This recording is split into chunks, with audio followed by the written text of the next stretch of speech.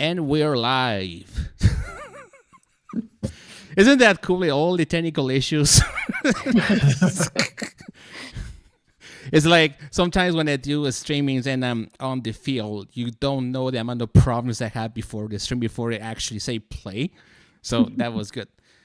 Hello, and thanks very much for tuning in. It is May the 12th, 2026, and today we have two folks who are quite interesting to see. I actually met and actually was on their chat many times. These are Nat and The Guy. So my understanding is that you're far, far, far away. Up in the neck of the woods, my understanding, right? Yeah, we fled Canada and we now live in Mexico. We fled under the Justin Trudeau regime, and it's only gotten worse under Carney. So it looks like it was a good decision. But with Alberta Independence coming up, it's really given us a lot of hope that there is a part of Canada that can be saved by gaining its independence. Yeah, fantastic. So before getting to the program, so basically this is like a 3-section program, like a 4-section program. One is just eye-breaking questions. The second is the landscape, YouTube as well, because I think you'll be doing YouTube for quite a while, which will be interesting. Third option will be escaping communist Canada, and 4, Alberta Independence. So before further ado, thank you very much for tuning in. So let's go to the first set of questions, shall we? The first set of questions is just describe yourselves and kind of what you guys are doing, just kind of you guys are doing, like job-wise, I don't know. Just describe yourselves who you guys are. So I'm originally from Mexico. I was born and raised in Mexico City, and eventually I moved to Canada to study, lived in Vancouver for 13 years, met you. And as I started to change politically as well and start learning really what politics was, I fully changed my ideology almost, because I used to be, for example, super woke. But back in 2015, 2016, I started realizing, because I was so involved and I was hearing all the backroom conversations of the protests, for example, that they wanted to put on, or the pride parades, I started seeing what the plan actually was. And it started to seem insane to me. So I started looking for other ways of thinking, other people that were speaking up against it, and I started recognizing the issues and why I wasn't actually okay with it. So I kind of started my political journey towards conservatism, I will call it, interesting. all the way back then. And then I started kind of advocating and fighting against it, against what I kind of had helped in a way build within Vancouver, because I was completely against it now, and I saw the error of the ways. But it helps me understand it a bit better. I think that many people, because I was in it for a while as well, and because of university and etc. within Vancouver, and then met you. The Jibby Jab era happened. We realized how tyrannical Canada actually was. We said we have to do something about it. We went down to the Freedom Convoy, all the gatherings in British Columbia at the border. We started filming, did some B-roll, and said, well, let's upload it. Interesting. And what exactly, Nat, were studying precisely? Funnily enough, I studied philosophy and political science. Oh, that's fair. Look, I think that's fair. I mean, no judgment on that. And so you said you were in the convoy in Vancouver. I'm asking you this question from someone who used to be in Ottawa, at the convoy in Ottawa myself. The difference is, and when I moved here to Alberta specifically, there were some differences between the local convoys, if you know what I mean. Like, I didn't see the actual Alberta side of the convoy. So what is, I think, the best, or one of the things that was the most impactful with the convoy in the Vancouver area? Well, I'd say the convoy is in British Columbia, because we went down to the BC border. They never actually completely shut down the border, but there was a 24-hour presence at all times. And we just felt like we had to do something. So we started going down there. And our old videos are on our channel when we first started, and we were too scared to be on camera. So we just did B-roll and voiceovers, and we kept going back to different border presences they had. One very interesting group that was at the border, and I've talked about this on the show the other day, was actually the Sikh community, because there's a lot of Sikh truck drivers within BC. Yes. And they were making sure that there was food provided at these 24-hour stations so we could maintain a presence. And getting to know them and talking to them, actually, they have a huge movement of independence within their own country, and that's why they were naturally attracted to the freedom cause of the truckers convoy at the BC border, which was shocking to me because I had a completely different outlook on the Sikh community before that. Interesting. Very interesting to see. Very interesting to see. So basically right now you're currently in Mexico right now. For how long you've been there? 2 years now? Yeah, about 2 years now. It took quite a while to save the money and actually leave the country. It was a huge decision. We had to sell everything we owned. And during the Jibby Jab era, when we decided to leave, I had got fired from a lot of my more well-paying jobs. And I was forced to get 4 jobs so I could save enough money to kind of flee the country at that point. Yeah. And I had 3 jobs as well. Yeah. Oh my gosh. I forgot to share you guys something. So this is the social for Nat the Guy, by the way. Thank you. So yeah, of course. So you are on YouTube, and I think you were streaming probably just before this stream. Yes. Yeah. Till 6:30. Till 6:30. Yeah, you're as busy as I am, I guess. So no, because No. you do online streaming, plus you do in-person events, Yes. plus you do the travel. We were actually talking about you on our stream and saying you have to be one of the busier people other than Mitch within the independence movement. Yeah. No, totally. No, and well, thank you for that. I wasn't expecting that, but on the other hand, I think everybody's doing their part. Everybody's, especially the canvassers. I talk to canvassers, and sometimes they're like, up in the field at -40, blizzard time, collecting just one signature, putting their business on hold, basically. So if you think I work hard, the canvassers work way harder than I did. So kudos to them, to be honest. Yeah. Without them, the referendum would not be possible. They were the ones that literally made it happen. Well, and I will say, me and you and streamers may be putting in long hours, but we're not out there in the cold. And in those kind of conditions. It's absolutely amazing, like you said, what the canvassers were able to accomplish at that time of year. Yeah. Absolutely. No, and it's good to outline those details, of course. So basically you fled communist Canada to Mexico for 2.5 years, and basically you're starting your because you have a channel called Nat into idioma, which is Nat in your language in Spanish, by the way. Basically, the question is, when you were starting making videos for the convoy, was this channel like before that was created, or?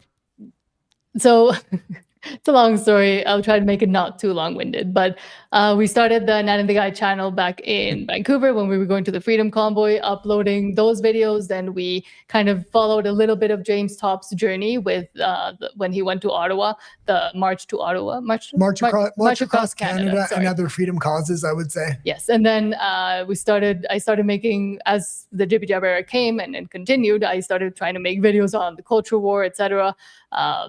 Gender ideology things, volunteered with Billboard Chris as well, helped him film a few things in and around Vancouver too. And then when we moved to Mexico, we were streaming in English and doing our geopolitical shows, but because we were releasing from Mexico, it wasn't really hitting anybody or anyone that was interested. And then I said, well, let's try to make a video in Spanish. So we did, and it actually did really well. And so I continued and I built up that channel to about 11,000 subscribers at the time. But then we said, well, and we were trying to do it English and Spanish. It got very confusing for everybody that was watching the Spanish shows and then the English shows. So we said, let's divide up the channels. So we opened up a new Nat the Guy channel, which is now our actual English channel, and the other one stayed as Nat Tu Idioma for the Spanish stuff and Latin America. Interesting.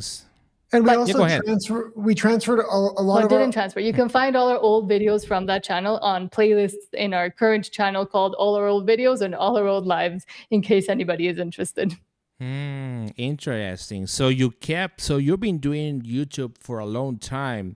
My understanding, and it's good that we outline that out. My understanding was that you have this channel. Maybe I didn't know the history of the channel. It seems like you started your YouTube channel, then the convoy started. You shuffle all the videos into your YouTube channel, and you split the channel in half to keep it language in French and Spanish and like language specific, right? Mm-hmm. Well, and it was very part-time in the beginning because we were working so much. And over time, we started doing YouTube on more of a regular basis. Mm-hmm. And we've seen big improvements as we started doing it more regularly.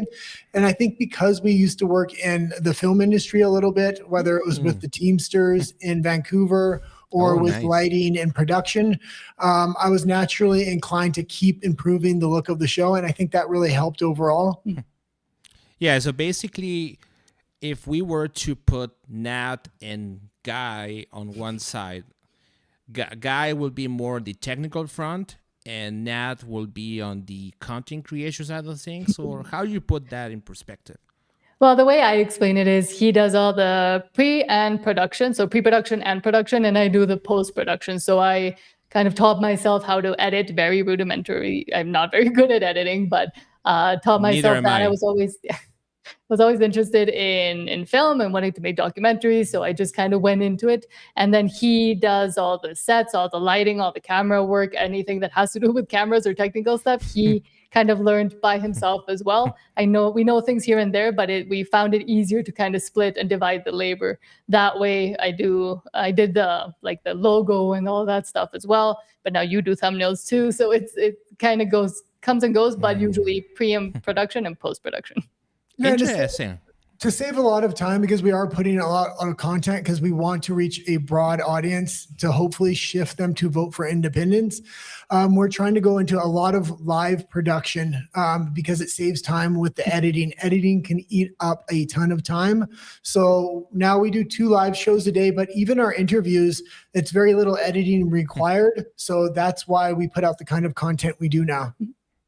Yeah, and but for somebody who's doing videos myself, I think that videos can be very time consuming. It's good to, at least it's good to see like Guy is doing the technical stuff or the mixing stuff, and just funny note, before we got live, I was balancing the audio, and he said, what he said? We said something with the mixer. You're essentially on full volume on the mixer, I think.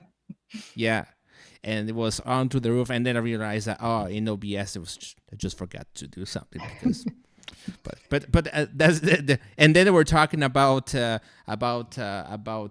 demoxers and so more the technical stuff, and like that's a cool thing. So Guy, you work in video before in Vancouver, so that's very interesting to see this level of knowledge relative. So with Nat, I think those skills, they can mix very well. So my question to you guys is, if in regards to the technical front, is there anything that you think that can be improved, or if you want to do things better, if you want to start Nat and the Guy from scratch, what are the things that you probably learned from this experience?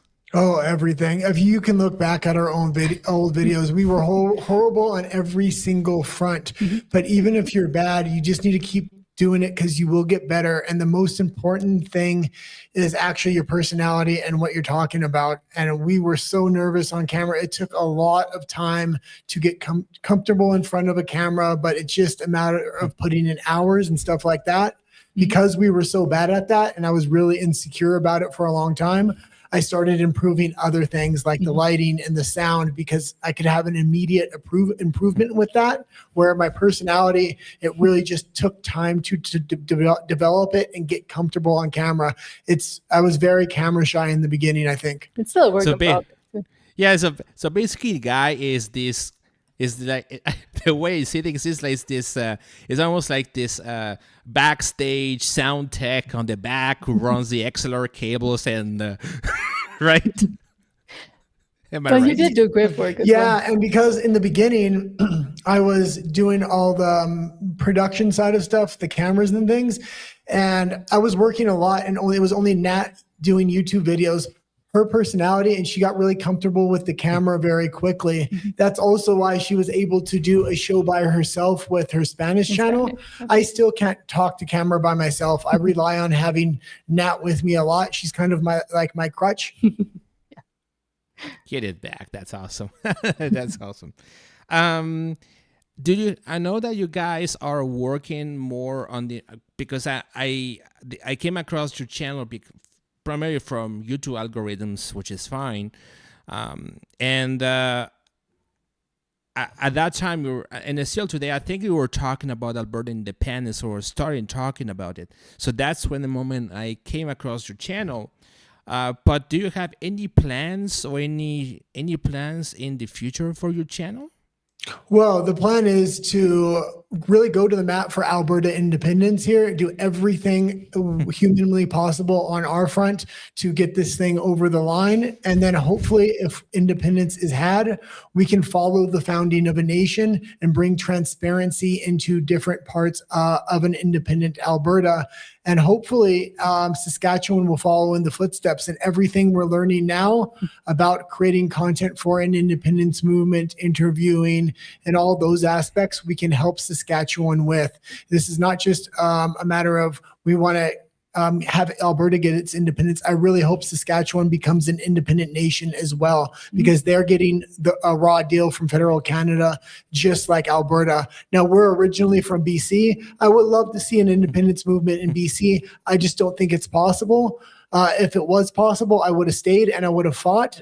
There's just too much ingrained ideology in both Victoria and Vancouver. The voting population is just too big to actually create a independence movement that I think is actually doable within BC. Yeah, and one of the things about the Saskatchewan movement over there, and just FYI, I will be in Saskatoon on May 23rd. I will be driving, and if you have some internet friends over there, say hello. I'll be there. I think they have Mitch Sylvester, Kathy Flett, Corey Morgan, and Tamara Lish will be there. So if you want in Saskatoon, I will be there. This is an event from the Saskatchewan Prosperity Project. They have a similar event in Regina and a similar event, I think, in Swift Current. Just FYI. So that's good. Well, I like to say one thing there. I'm really glad to hear you guys are going out there, because I wasn't sure how many people from Alberta Independence were going to help Saskatchewan. And Saskatchewan, number one, is a little bit behind the ball. And Scott Moe is not helping things out in a lot of ways like Danielle Smith had in the past. So I'm really glad to hear there's people from Alberta trying to get Saskatchewan off the ground there. Yeah, and the thing about Saskatchewan is that in the West is that you're probably not aware of the situation, but I should have said this I should have said that question when you have me on your show. But anyways, I'll say it anyways. Alberta, Saskatchewan, and BC, they have to do those things the independence train themselves. Yeah. In Alberta, we're blessed enough to have the legal framework to do that. So we have Bill 54 and Bill 14, obviously. But in Saskatchewan, they need to do a Saskatchewan version of Bill 14 or Bill 54 in order for them to trigger the referendum under the Clarity Act. They don't have that, as they have a piece of legislation. And I'm saying this on top of my head because I talk with people in Saskatchewan, and I have Brad Williams from SPP many times on my show. they don't have the actual framework to do what we're doing here in Alberta. So there's a legislative process that they need to start or work on. And that's what they're trying to do right now in Saskatchewan. What is certainly going to happen, though, is that if Alberta separates, and I think we can all agree with that, the independence train will start in Alberta and will spread like a domino effect that will potentially make the jobs from Saskies and people in BC much easier than it is right now. Well, that's my understanding, but they have a legal structure relative to Alberta. They're completely different things, and they have to have a legal framework that we have here in Alberta. And that's kind of like that also has it's a double-edged sword, because people in Saskatchewan, they're not going to wait. They're just going to cross the border and move to Alberta. I've seen it once in a while, right?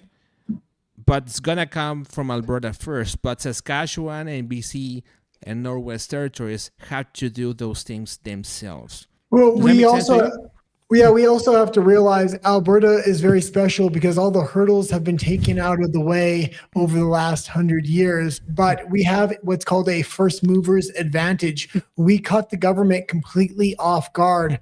They're very aware now, and they're starting to put more roadblocks in front of Saskatchewan, BC, and other provinces. Because we were first to move, it is a huge advantage for Alberta independence, and I see it in a lot of different things that are happening within Alberta independence and the reactions from the federal government as well. Yeah, but it's also why we talk about why it's important to bring it up as an independence itself as the national conversation too. Yeah, absolutely, and that's important because I think that there's a lot of misconceptions between the independence movement. Unless you're on the field all the time, you're only going to get what you're going to see from podcasters and maybe that. So that's going to be very interesting to see. We're going to talk about independence. I know it's my last subject, but I'm going to keep on the subject of independence a little bit because I have a section just on independence, okay? So my question is, how long you've been following this independence stuff? It had come up here or there, and I was following it since Wexit and things, but I didn't really get behind it because it didn't have real legs under it at that point, or at least I didn't feel like it did. We've really gotten behind it. How many months has it been now?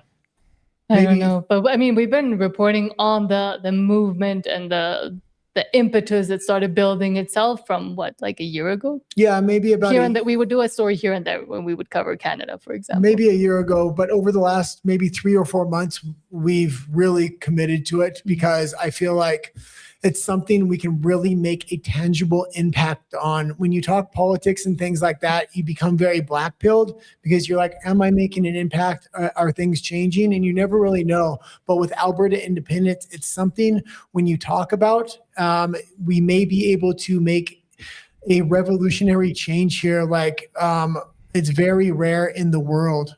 Mm-hmm. We were talking to Bruce Party today, and he was saying, again, he works in theories a lot, and that's why he's really getting behind Alberta Independence too, because it's something actually real and tangible in the real world.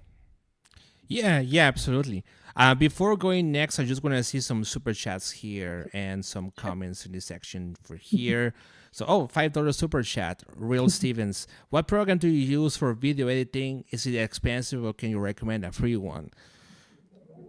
Yeah, I can dive into that. Yeah. We use DaVinci Resolve. There's a paid version, which is a one-time fee of like $250, or there's also a free version that they offer, which is very, very good. It works very, very well. I would recommend not going with Adobe because it's a monthly fee. Most people are now transferring to DaVinci because it's either free or it's a one-time fee, not a reoccurring fee. Yeah. I personally use something called OpenShot. It's free and open source, and it works on Linux because I use Linux on my personal computer. So OpenShot is definitely something you can try. In any case, in any software you use, make sure to have a good computer. We'll talk about 11th generation i7 and above, because otherwise your rendering is gonna choke itself, performance issues, the video is gonna stutter, and also plain old OBS is what I use personally on my live streams. Works well, but regardless if you go into video editing, it's not so much the software you're going to focus. You're gonna have to deal with the hardware, and that's why I think you alluded to that point, is that you work on backstage for a bit. Software is just one thing. Hardware is equally as important than software itself. So, well, and I would also say if a lot of people haven't done video editing, or they're thinking, oh, I want to make this YouTube video, it's easy. It's not when you start putting a lot of cuts and editing in there. But if you're talking politics, you don't need to put all the gimmicks in there. The sound is the most important. And if you have a good message and you know what you're talking about, that's all you really need. Focus on that first and then add the other stuff later if you're thinking about getting into it. If politics is the thing you're wanting to go into.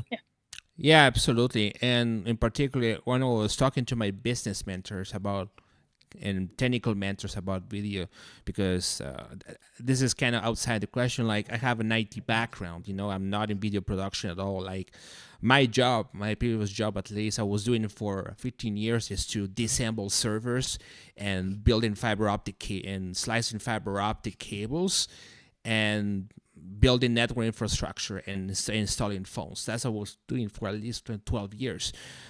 So obviously the word or audiovisual can be very daunting at first. Just do baby steps at a time. Even YouTube on its own, it's its own beast. And you may be very good at video editing, but you have to learn. It's a very interesting learning curve. You have to learn a lot of things, and even monetization, for instance. Then you have to send the proper tax information. So you have to look at the business side of things, accounting side of things. Like when people get a super chat on this chat, Google takes a 30% cut, Well, right. And another thing I would say with audio, it's important on the live stream that you know your audio. But with DaVinci Resolve and the video editing platform, you can have a pretty cheap mic, and there's a lot of corrections that can be auto-corrected now. So even if you don't have a good mic, if you're gonna not put out live videos, it's very possible to get good audio quality now that people can listen to. I remember when we started, the editing software wasn't advanced, and if we messed up the audio, you might as well throw away the video because it's garbage. Yeah, absolutely. Like in my case here, I actually use an actual mixer, an actual soundboard mixer. It's overkill. It's a 12-channel mixer. I'm using the first mixer that I use for my gigs, which is the Soundcraft Signature 12 MTK. I got it secondhand. That's what I'm using right now. But people can be well aware with that microphone. Like, this is standard SM58. You can get from 150. It's not there's a lot of work that you can do. It's very good what you need to do, I think, from a video production perspective, is to try. And don't stop, just to try. And if there are any errors or anything they want to improve, write it down and think, okay, this is something that I will need to improve in the next one.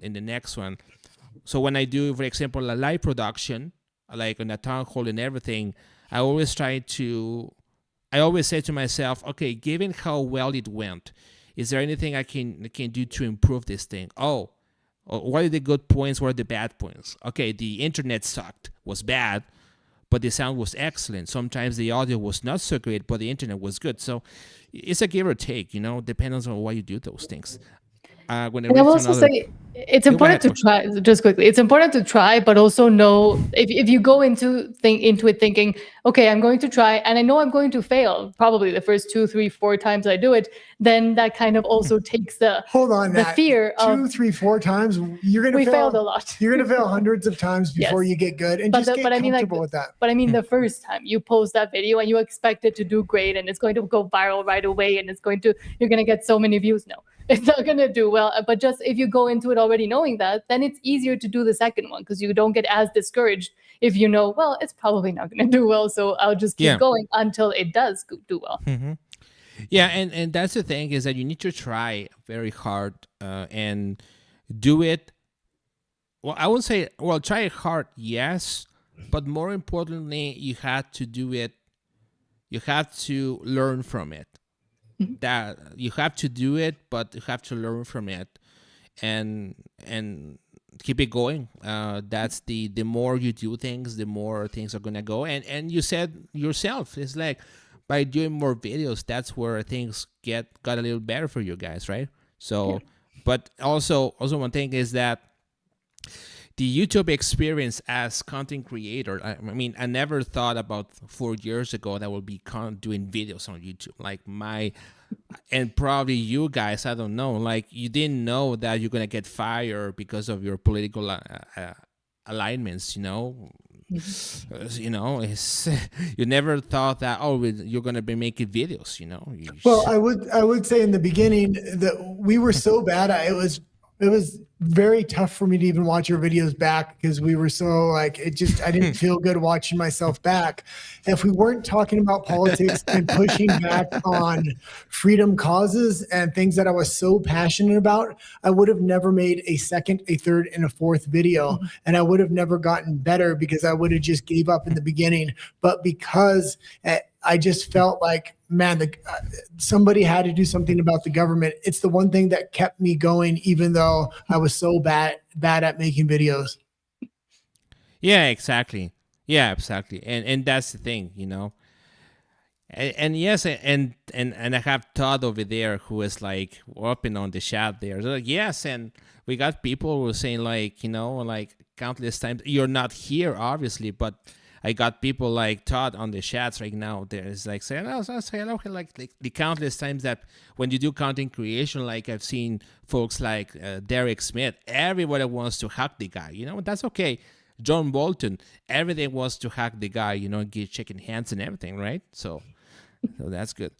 So I'm gonna go back to the questions then. So you've been following Alberta Independence, and what actually convinced you to adhere to the idea of independence in the first place? The truckers' convoy, without a doubt. They stepped over every one of my red lines. I didn't think there was any way to push back. That's why we left the country. I knew you were going to say it. Once I seen Alberta Independence, there's a real chance to push back now. You have a critical mass of people that aren't going to be pushed out of the country. I was looking for that critical mass before we left British Columbia, and I'm so heartened to see Albertans standing up for themselves.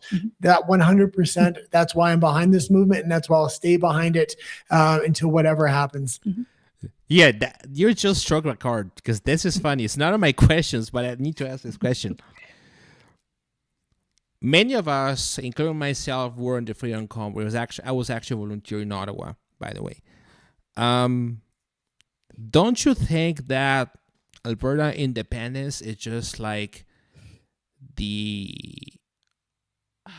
I lost my train of thought here. Sorry for that. I think it's in the truckers convoy, we were reacting. With Alberta Independence, we're acting, and the government's the one reacting. This is why I was talking about we have an advantage being the first mover to independence. Yeah, because when we're in Ottawa, like I would say that the same people who are advocating for independence are the same people who, or almost the same people, not 100%, who are advocating the people who are advocating for independence now are almost the same people who were in the convoy in 2022 and 2021. Almost the same people. And it's almost like during that time, there was a cause. And essentially, as you said, the government was calling the shots, and we basically responded by saying, no, you're not going to step over us, right? Now we're doing the opposite, but it's the same people. Exactly. Yeah. We're very similar, yeah. What do you think about, when people call us traitors? Like, you guys are in Mexico, you can't really deal with this stuff, but I got canvassers who got some people who started to spit on their faces. We got people who were throwing cigarette buns on them, very disgusting stuff that were done against them. And when we were in the convoy in 2021, we were the guys wearing the Canadian flags, basically, right? But the way the Canadian government has treated us basically turned out to believe that, well, this is not the Canada we want or we fought for, especially from veterans, right? What are your thoughts on that? Yeah. Well, we've been trained very well through the Freedom Convoy. They called us racists, Nazis, you name it. We're used to it by now. There's nothing you can call us. I think especially people that have been here since the Truckers Convoy. And Canada turned its back on conservative Canadians a long time ago. And they're going in a direction a lot of citizens don't agree with. And I think that's why they're bringing in a whole new voter bloc to try to continue their progressive agenda, because they know citizens of this country would not willingly vote for this. But also, I think it further goes to exemplify they have no good points for Alberta to remain within Canada. But in a way, it's them that are it's Canada itself, the federal government, and those that continue to try and support it, or even that continue to have those rose-colored glasses and saying, no, Canada is the best country in the world. Mm-hmm. That is the actual treason. The fact that Canada betrayed its citizens and betrayed its values and the way that it used to function, which wasn't perfect, but at least it was functioning, to the point where now a whole province wants to separate and become its own country. I would say that is the real treason, not the other way around. Eva Shepherd in Calgary, you can look at my videos on Freedom Canada on YouTube channel.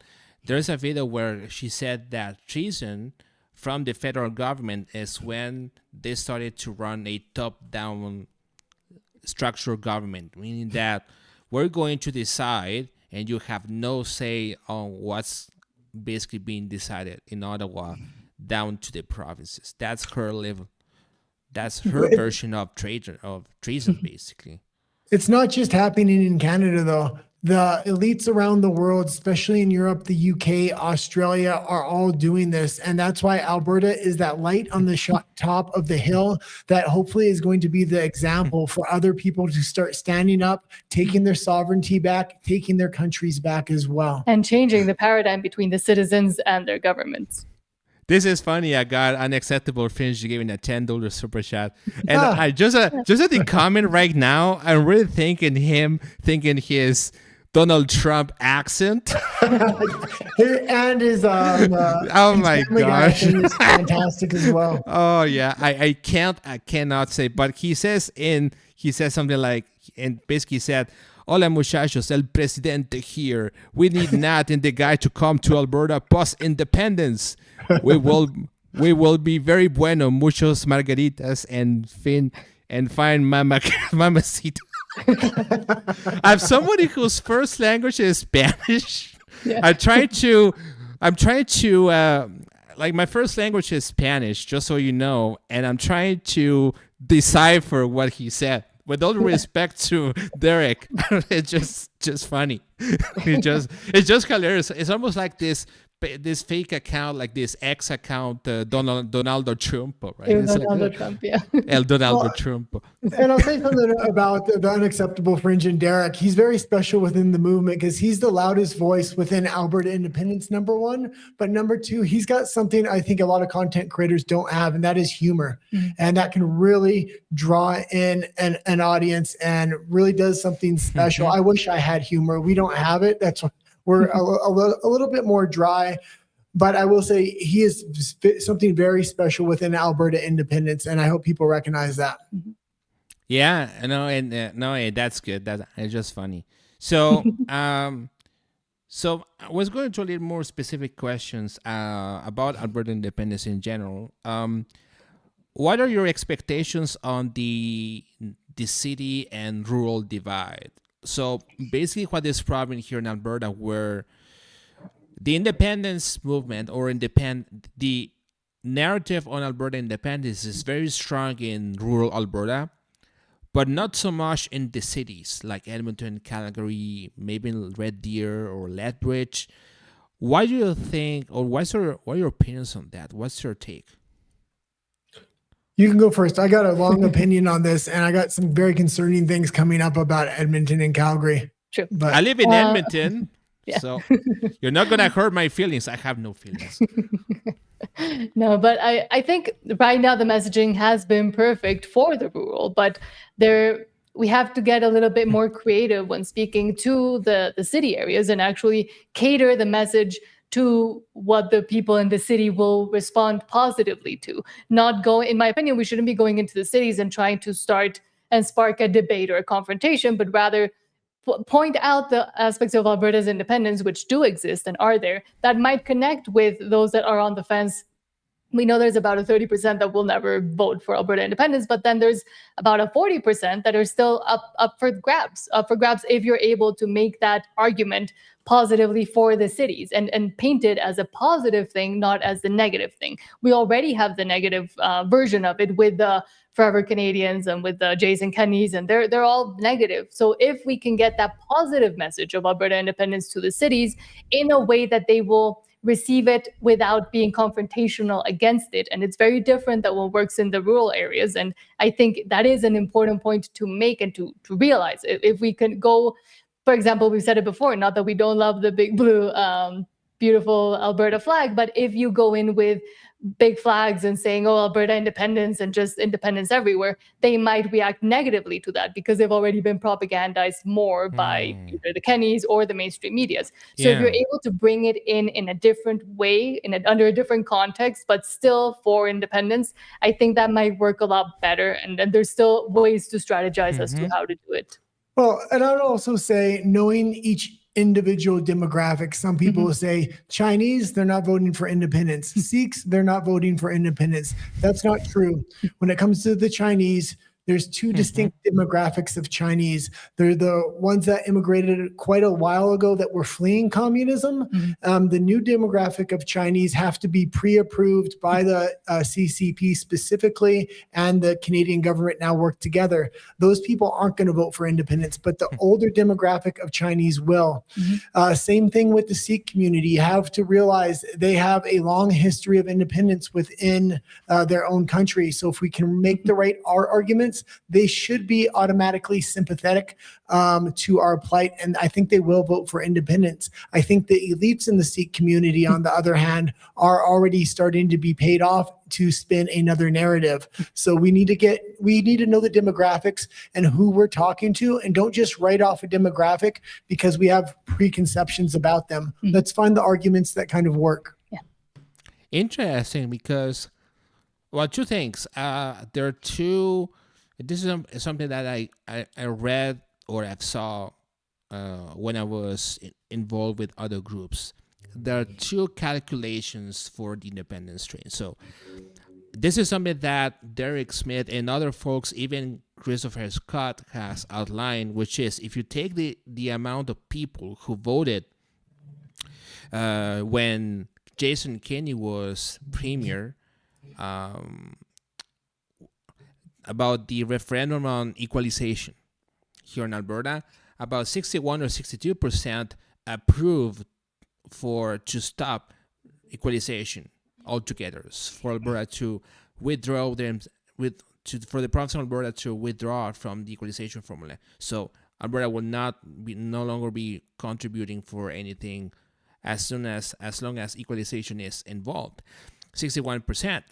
That was about in Kenney area, so we're talking about 2017, 2018 time frame. I wasn't here when that happened, but if you look at that perspective, 60% of the population might be in favor, definitely can go in favor of independence, based on that perspective, which is something that's kind of ambiguous, because I think that was a question on referendum. No, it was a question on the equalization.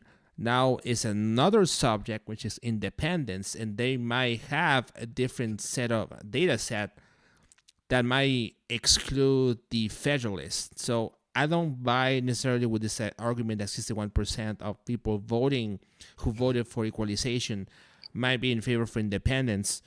The other data set that I just watched was that support of Alberta independence is overwhelmingly very high in the cities, no, in rural areas, but not so much in the cities. And the people who are in favor of independence are like-minded people in the cities, or specifically in Edmonton, around the Edmonton area, where conservatives usually win conservative, like the donut around Edmonton, like Sherwood Park, Moreville, Leduc, and all those places that generally vote conservative, while the nucleus of Edmonton primarily remains NDP. So if you look at those two numbers, you may have a 50 to 60% percentage of people who support independence. So what I'm suggesting is that you can technically leverage the immigrant community to support for independence before the NDP starts to tell them that we're a bunch of hillbillies and that sort of thing, right? Well, something that's going to leverage in the cities 100% is a different argument that I don't agree with, but potentially we're going to have to use it for cities. And that's going to be, we want a renegotiated deal with Canada. We don't want complete independence. Now, I'm for complete independence, but I know what's going to work in the cities. I know what's going to work with libertarians, liberals, and things like that. So we're going to have to open up the Overton window and have different arguments and be open to that within the cities, I think. Also, one of the things I'm severely against is this Renew Alberta idea if we want to go back to a Canada before Justin Trudeau's father got involved. I don't like that idea, but it's going to work. It's going to work, and it's going to play well, very well in Calgary and Edmonton with demographics we don't think we have a chance with. And the gentleman proposing that, he's very well spoken. Even though I disagree with his ideas, he knows how to pitch it, and I think he'll know how to pitch it in Edmonton and Calgary. So I say let him loose in Edmonton and Calgary. Let them get about all the votes we can. We'll deal with that later when we get to the Constitution. Again, I can't say it enough times. I don't want to go back to the same system, seeing as we're fighting so hard for independence now. But right now, especially during the campaign and for the referendum, what you're trying to get is more yes votes. So as many yes or as many votes for independence as you can get, you should be taking advantage of that as well. Yeah, and one particular demographic issue is that the younger votes too. Like, if you go to a town hall meeting, and you've probably seen on my videos, when I have my second camera pointed at the crowd, you're gonna see lots of old folks, right? Without prejudice, right? And the people who are watching online are people like myself or yourself or what have you, or people who can't attend to the meeting. They're just gonna watch the day after. That's what I've seen. But what do you think about the demographic side of things, at least with the age perspective? Do you think that the newer generation are embracing the idea of independence, or is like a... I think we're very lucky with the younger demographic. Once this question actually gets on the ballot, it's a reality. They've been broken down mentally, so they don't even think something like this is possible. Once it's on the ballot, we're going to see a shift. And the reason I know that shift is there is because Pierre Poilievre did a lot of work for us. All those young voters are already on Poilievre's side. They have the same first principles as Alberta Independence. The difference now is Poilievre can't enact change for years. Alberta Independence is offering that change now. So I think all the work Poilievre did is really going to benefit us with the youth vote, but we're not going to see that until the question is actually on the ballot, on the referendum 100%. That's when they're going to start believing. Interesting.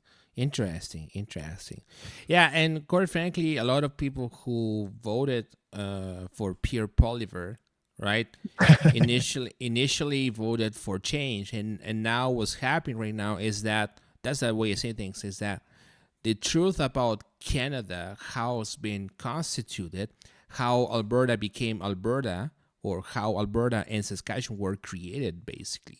by the federal government, by the way. All that truth is starting to come up, and then people will say, well, what's the point of being in Canada if they're going to screw us over all over and over? So well, also another thing, we've been trying to start a bit of a national conversation, because I think national conservatives in general understand a change can't come for years now. They're stuck in a system that's crumbling. Their first principles are the same as Alberta Independence. And I've been watching national content creators very closely, and they don't want to report on Alberta Independence, but they've slowly started to shift in their reporting. And it's only a matter of time, I think, before they get behind Alberta Independence.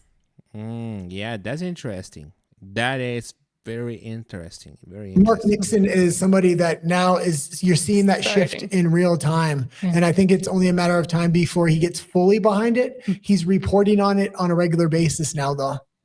Yeah, that's good. That's good.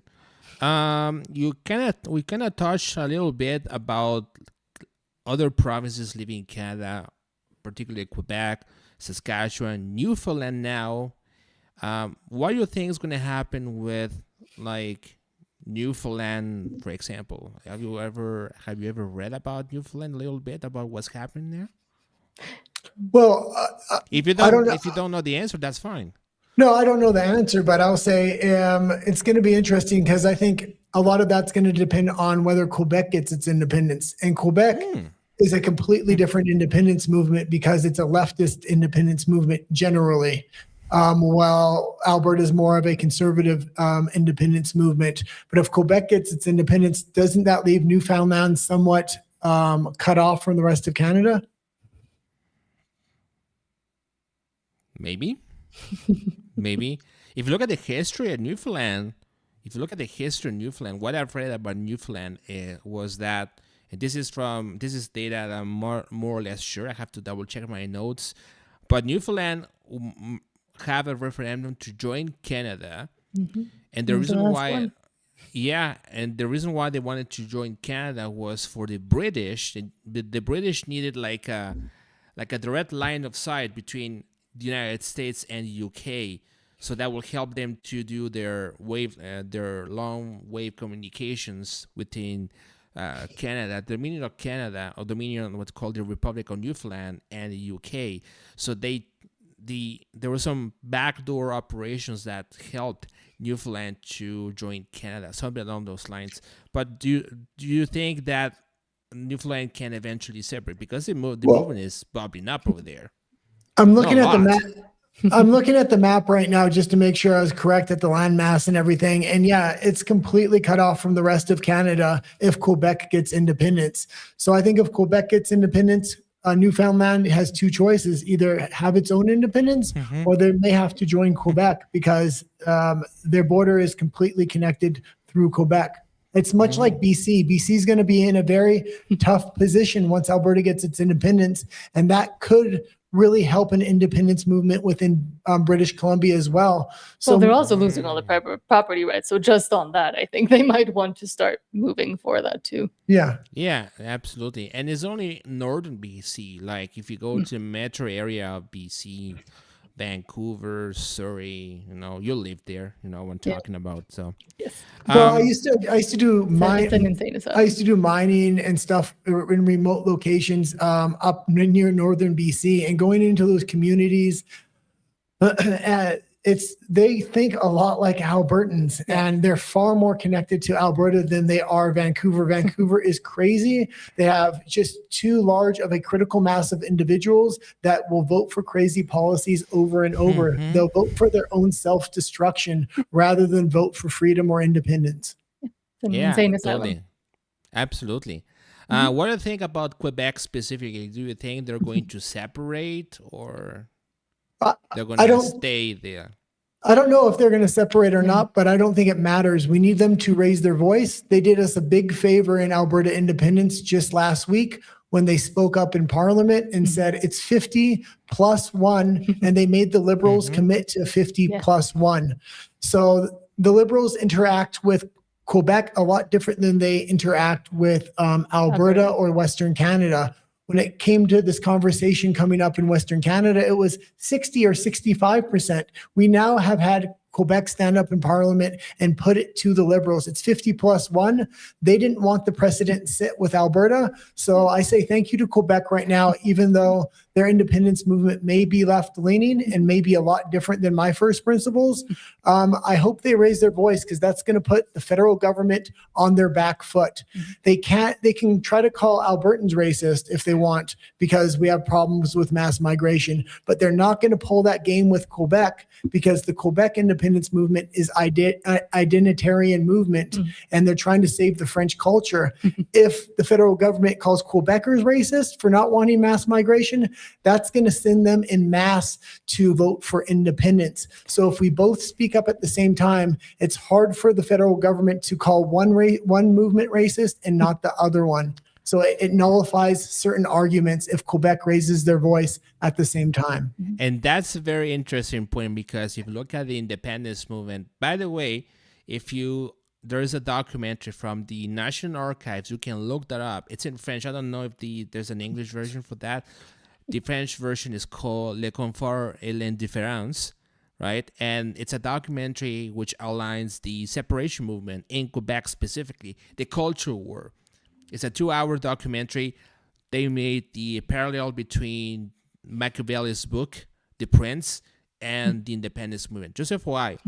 But they were saying something that was quite surprising, which is, and we see right now in Alberta, is that when Alberta wants to separate or Saskatchewan or what have you, the default behavior from the federal government is, you're a traitor, you're a racist, you're a homophobe, you're a whatever phobophobe, whatever, doesn't matter.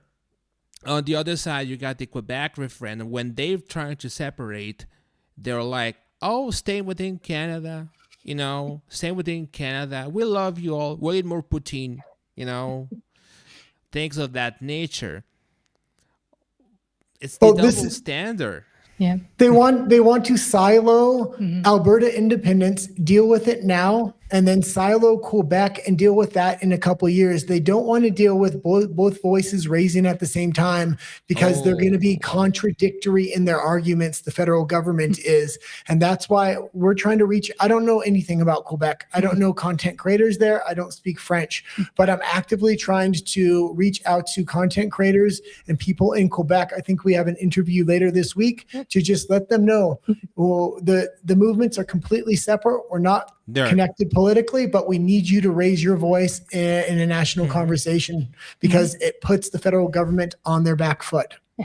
Yeah, I got lots of contacts down there now using Quebec still. I still have some. I still have some 514 numbers on my contact list though. So and 550 over there. That's funny.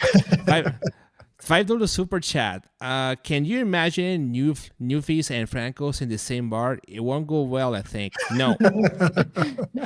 Thanks, by the way. No, I don't think they will. And, well, I'm just joking. No, they will go very well, I think. And having worked with projects over there, because in Quebec there's a huge hydroelectricity project over there. And they have a huge project called La Romaine. And those guys, they're literally at the border with Newfoundland. Just FYI. It's at the very end of Highway 1. It's at the very end on the east side of Highway 138, if I remember correctly. Go Quebec can be very left-leaning now, but if they ever did gain their independence, now I don't know if that's going to happen, because they have a political party leading their independence movement, not a grassroots movement. But if they ever actually did get their independence, I think they would wake up, and the society would have to become far more conservative. They would have to access their natural resources. They would have to pull up their bootstraps and be much more realistic about what they want and things like that. So I think ultimately Alberta getting its independence may trigger Quebec getting its independence. And if they do, I think their society would start to become much more conservative and that would be good for their culture. Yeah, and that's that's the thing in particular, is that they're completely two opposites. They're completely opposite.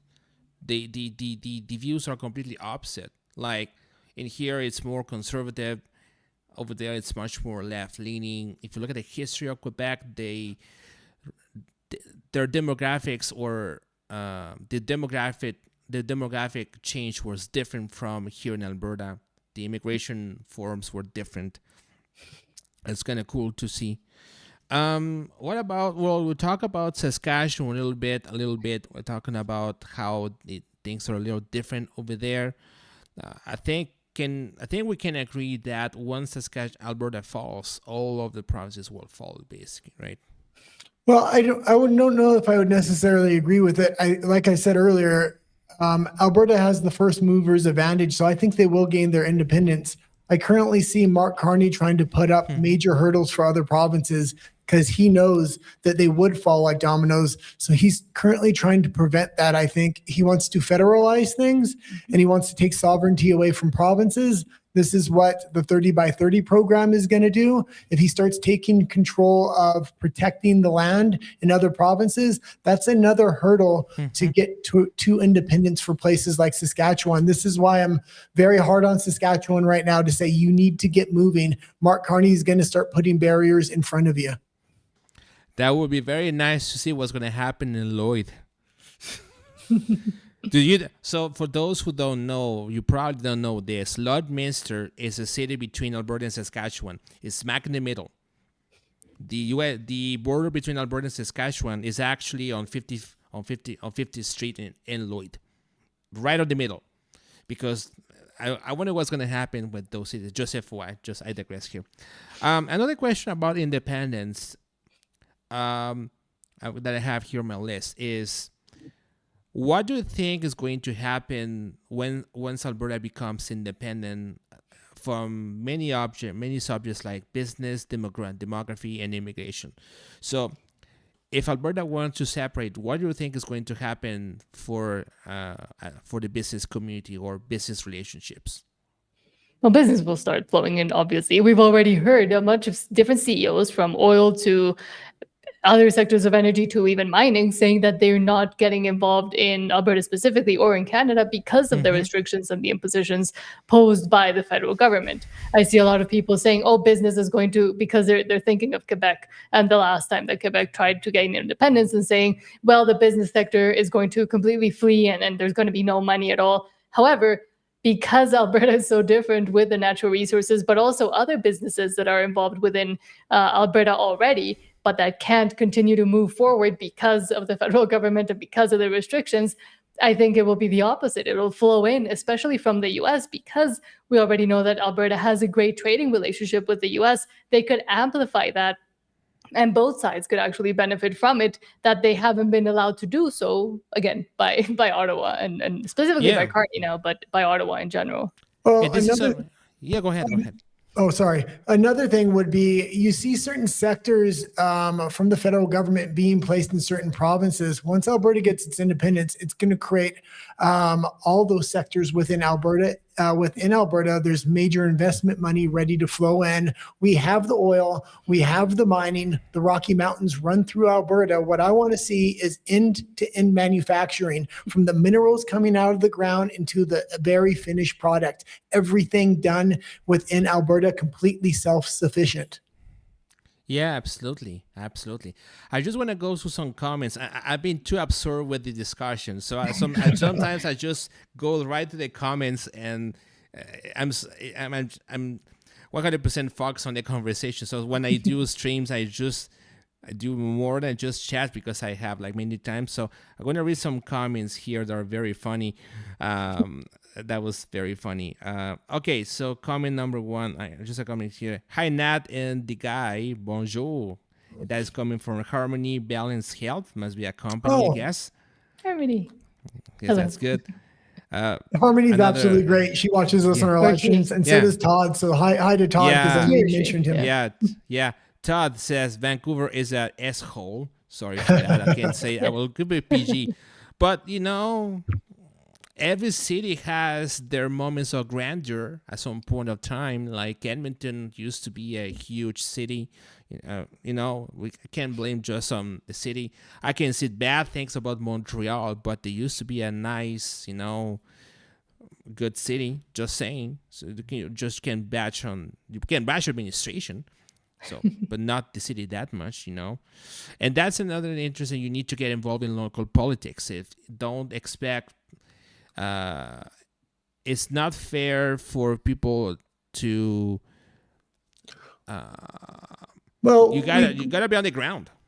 We were also talking about to Bruce Party today. We interviewed him. I think we're going to release that on Thursday, but we're talking about cutting off a lot of the social safety nets, so then churches and community can kind of fill that role that government is currently doing.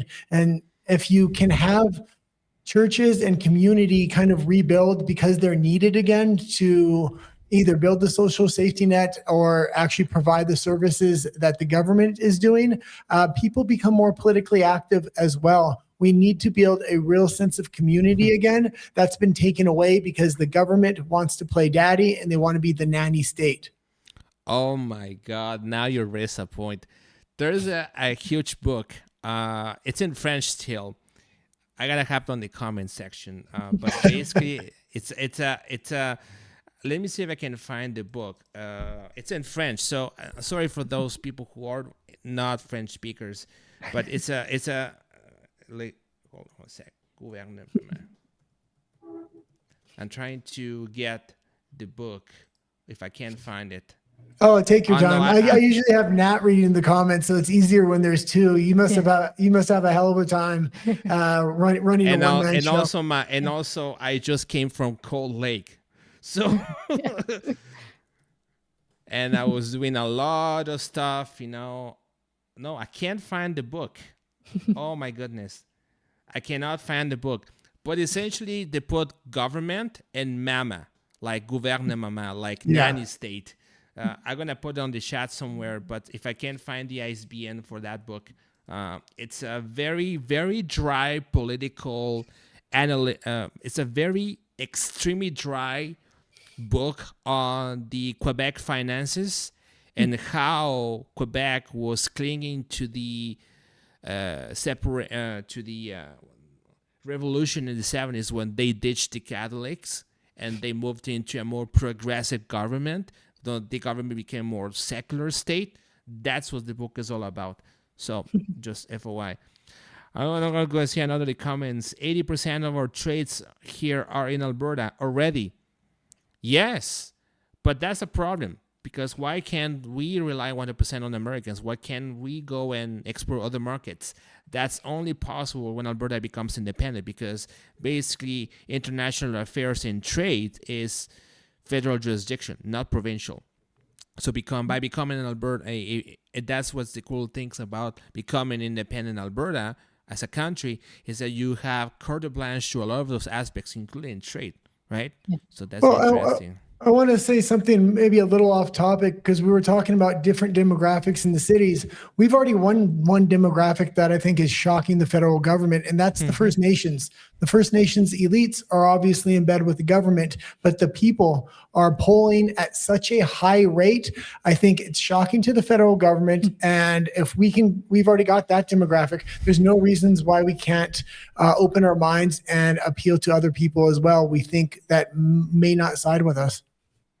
No, it's absolutely true. I mean, I think that one of the problems that we have is this disparity. When I was in Okotoks, I believe, in April 31st, I was in Okotoks, I think, and Corey Morgan was doing a speech from a local UCP CA. I think it's Hyde River. I think I don't know what's the name of the CA over there. Highwood, I think it's called. And Corey Morgan was talking about the incidents, specifically about the Siksika Reserve and how he's going to be judged by the chiefs because he went with his cell phone, he was on his truck and filmed everything around the reserve and how nasty things were, like trash everywhere, houses being turned down and everything. And now the chiefs are basically suing him for trespassing. Well, everything can be done from... Yeah, go ahead. Well, it's very interesting because I'm sure the national government thought that the First Nations were 100% against Alberta independence, and now what they're seeing is there's almost an independence movement of their own, saying we actually want our property rights to hand down to our children, which right now they can't do because everything's in the hands of the elites within these tribes. So you're seeing multiple independence movements on different levels, whether it's Alberta against federal Canada, the elites of First Nations and the tribal members, or union members versus union heads. There's a divide there as well. Yeah, absolutely. I got another $5 super chat. Thank you very much. From real Steven Jensen. I got a computer building next experience, I think. Can editing be done on a Ryzen laptop or need a laptop 8-core CPU? I'm also learning StreamYard currently. I think that's enough for what you need. My laptop I'm using right now is a AMD Ryzen 9. But I just wanted a computer that's going to overkill for what I need, okay? But a computer like this, the specs is definitely something you can do. StreamYard is actually pretty good. I think it's a good step to learn the basics of how streaming works, the concepts of that. And once you get to try more and more, then you can explore other things like OBS or things of that nature. So. Well, he also said editing, but I think he mentioned live streaming there as well. And you don't need the greatest computer for live streaming. For editing, it's better to have a better computer. But if he's going to go into any kind of streaming, that's going to be more than good enough for him. And make sure to have a stable connection. That I think that's a priority. Like in here in my place, I have 2 internet connections. They work simultaneously. So if one fails, the other will work. Just so you know. So if you do things more professionally, that's where you need to invest in equipment, resources, and all those things. That's why the super sessions are important. And that's what you need to share the stream to all of you. And that's why when Nat and the Guy are streaming, that's why it's important to super chat on their streams as well, because that helps them. Just Thank you. Very shameless plug. But it's valid for all content it's valid for all content creators, by the way. So when people say, oh, why there are so many apps on the website? Oh, my videos is riddled with apps. Well, you guys need to make a living. Sure. Right? Well, and I think people in the independence movement understand this is more than just donating to content creators or stuff like that. They understand we're all moving towards independence. And whether you're donating to APP or the Fringe or you, it really is making a difference when people do donate and things like that. Absolutely. No, it is 100% true. 100% true. Speaking of changes in Alberta or in Canada, so we're talking about businesses right now. What do you think is going to do? What do you think is going to happen with the demographics after Alberta separates? I mean. Well, I think we're going to need to cut down immigration. We don't want mass immigration, or I think the majority of the population is fine with some immigration. This mass immigration and this idea of we're going to have 100 million people in Canada, that's absolutely ridiculous. You can't even handle 10. You can't even handle 10. We went from 30 million to 40 million, and the country's ready to snap in 2. So, oh, yeah. Absolutely. And what about interprovincial immigration? The idea that people from other provinces might emigrate into Alberta and, well, into the new country of Alberta. What are your takes on that? On that? That's why I said it depends, because right now I think we will see, and I hope, and we were even incentivizing people that are already kind of like us at the time when we moved and we decided to leave Canada, escape Canada. There was no Alberta independence movement really working towards a real referendum and an independence. Otherwise, I think we would have looked at Alberta first. However, now there are a lot of conservative-minded individuals in BC, for example, that are also looking to escape because of how insane it's gotten. And we do say, consider Alberta, look at Alberta, and even try to get there maybe before the referendum so you can vote for independence too. But afterwards, after Alberta becomes independent, and I think there will be this boom and this very marked difference between Alberta and Canada, and it'll be a mirror to the mistake that is Canada. a lot of people that were against it will probably be looking to move. And that's when I would say careful with those that try to take advantage of it when they were going completely against it in the beginning. Well, and just look at the United States. You're having people fleeing blue states right now, moving to red states, and they're turning them purple or blue, and they're bringing their voting patterns with them. So if this is why I make the plea to national conservatives now, a lot of them are already moving to the United States. There was 240,000 last year. There has to be an equal amount this year. Move to Alberta, vote for independence, vote for freedom before we get our independence, because after, you're going to have to be really cautious that you don't turn Alberta extremely liberal and progressive, because even liberals will leave Canada because Canada is going to become a dumpster fire and Alberta is going to be an economic powerhouse. And and that's the thing that's happening right now. I think in Texas they have this trend where progressives right now, or even Montana, they started to realize that the dumpster fire they created came to fruition, i.e. communism, in their local states. They're moving to Texas or Montana, which is right across the border, by the way, from Alberta. They started to realize that, it's not progressive enough. We need to, I don't know, whatever it is. They're going to realize that it's not the way they thought it will be, and they're trying to make places like Montana or Texas more democratic, more looking like blue states, Well, also we have to ask, like, what's going to make an Albertan citizen a citizen? Maybe if it's a citizen is somebody that's born within Alberta or born to an Albertan. And if people want to immigrate, maybe they don't get citizen status, but they have a different kind of status. I think being a citizen is a very special privilege that comes with voting rights and a lot of other rights. So if you're born in Alberta or born to Albertan, 100% you should get citizenship. But other forms of migration, you can have a living status within the country, but maybe not a citizenship status. I'm just throwing ideas out there. This is something we were talking about with Bruce Party about this earlier today. Yeah. Interesting. Yeah, and this is something that I always like. Have you ever guys had what's this guy's name? Dennis Kalma on your show? Not yet, no, but he's on our list of people we want to reach out to. Yeah, because definitely give it a shot. He co-wrote the document "Value of Freedom," and basically we were talking about immigration specifically, and what he proposed through this document is to bring the old score system that we have in Canada before Trudeau was elected as a prime minister. No, installed as a prime minister, boss, in Canada in 2015. So they changed the rules of immigration rules. They changed the government of Canada, boss Trudeau, changed the selection process. So what happened was that back then the standards were way different for what it is now, and that is what Dennis Kalma, and through this document, there are other people who co-wrote this document, by the way, not just him.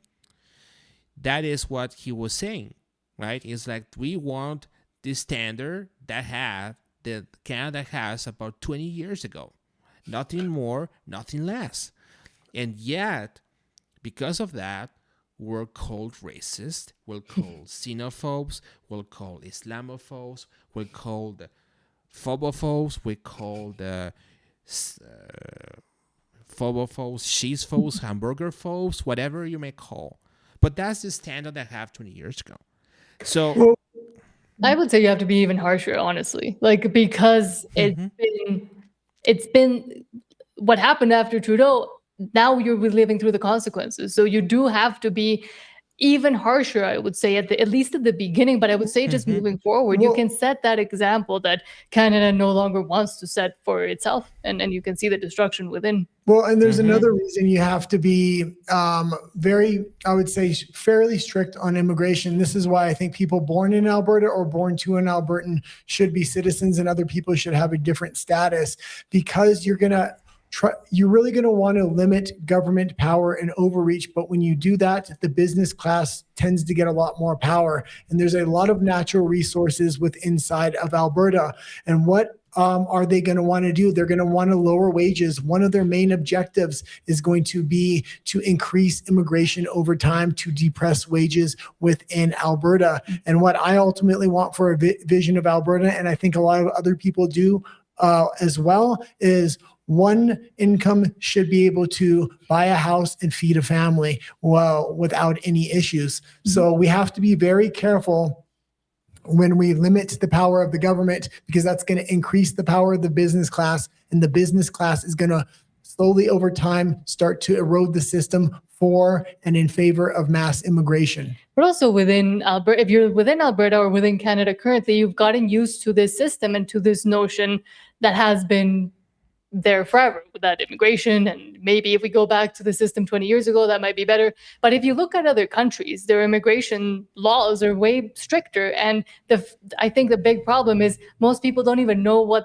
other countries work and function with. Here in Mexico, it's pretty hard even to even obtain permanent resident status, let alone to naturalize, because you can't even become a citizen. A citizen is only either born within Mexico or born to Mexican parents. So the fact that a lot of people don't even know that, and yet they say that it's super racist, blah, blah, blah. If we were to even consider that, I think just shows how insulated they have become in their thinking, and that they're not willing to even see consider that that's a notion elsewhere as well. Well, I'm going through my PR status here in Mexico, and let me tell you, it is not easy. No. It's extremely hard, and I don't know why Canada just has these open border policies, period. I jump through the hoops. A lot of immigrants that want to come are willing to jump through the hoops, but you need to do it in a legal way, and there needs to be a high bar and a high standard sit. The best kind of immigration, if we are going to have immigration, is immigration through marriage.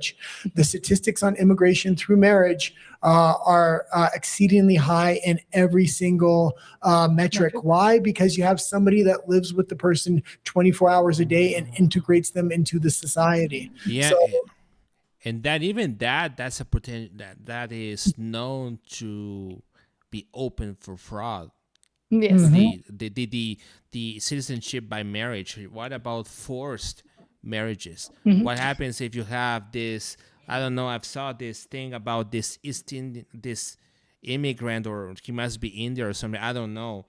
Who was trying to date? He was being forced. No, this lady was age 17. She was kind of coerced into marrying somebody who used to work at Tim Hortons. He was age 22.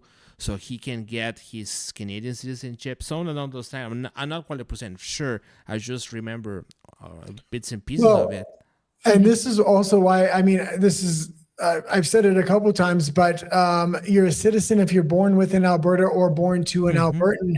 If you get immigration through marriage, it's just that it's immigration. It's a certain status. It's not 100% complete citizenship. Citizens should have different benefits, especially when it comes to voting and other things. At least that's my opinion. I know everybody doesn't agree with that, but some people do, and we should all be able to kind of put our ideas out in the open so we can have these discussions now. Yeah, absolutely. This is one of the questions I was asking to Dennis Kahneman, which is outlined by Real Stevens. Thanks for his $5 super chat, by the way. What happens to me, who has lived in Canada 33 years, in Alberta, 25 here, by the way, in Canada, not in Alberta, just 4 here in Alberta, but wasn't born here? We have to treat Albertans equally, or we end up like Canada? And there I would agree with Bruce Party. What he mentioned today was there has to be obviously a cushion period where, of course, you're not going to be like, oh, anybody that was a Canadian citizen now will not be in Alberta. No, of course not. There has to be that cushion, but you have to start looking towards ways to actually implement something that is more common sense, in my opinion. Well, and what I would say is, when I say a citizen is somebody that's born in the country or born to an Albertan, there's obviously a transition period in the founding of the nation. Whoever is there now and is a resident would be considered a citizen going forward. But after that point, after that transition period, it's whoever's born in the country or born to an Albertan. I think that's fair. I'm not saying you have to be born in the country now. There's obviously a transition period, and whoever's an Albertan resident at the founding of the country and is a citizen of Canada will become an Albertan citizen. Yeah, and I think that this whole concept of immigration, because I look at my comments here right now, I see like harmony, balance, health. I was born in Montreal, but after my birth, moved back to a small farming town on the PQ and Ontario border. Will it be Grenville? I don't know, Hawkesbury? I don't know. But I think that what's going to happen with the immigration thing is that, and this is the cool part about Alberta being in an independent country, is that we can decide that immigration process, and then once the immigration process is decided, then we can talk about this, like what's going to happen after when somebody like I've been here in Canada for 25 years, and I've been here in Alberta for 4. We got people like this gentleman here, real Steven Jensen. He was here for 33 years in Alberta, right? He probably pays taxes. He probably has a business. I don't know.